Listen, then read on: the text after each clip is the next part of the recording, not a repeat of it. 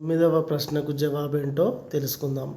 మీ పాఠశాలలోని social ఉపాధ్యాయుడి మూత్రపిండాలు సరిగ్గా పనిచేయక శరీరంలో నీరు, వ్యర్థ పదార్థాలు నిండి కాళ్ళు, చేతులు ఉబ్బిపోయి నీరసంగా ఉన్నాడు. ఈ దశను మీరు ఏమని గుర్తిస్తారు?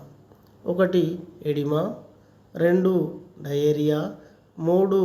యురేమియా, 4. మలేరియా.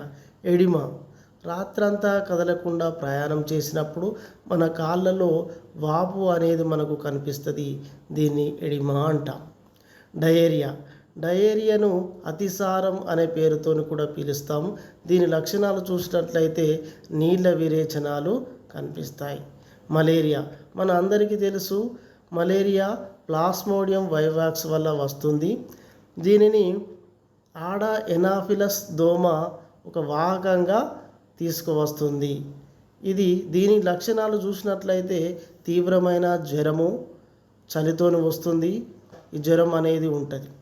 యురేమియాను చూసినట్లయితే కాళ్ళు, చేతులు ఉబ్బిపోవడం, నీరసంగా ఉండడం, వ్యర్థ పదార్థాలు శరీరం నిండా కనిపిస్తాయి. దీన్ని యురేమియా అంటాం.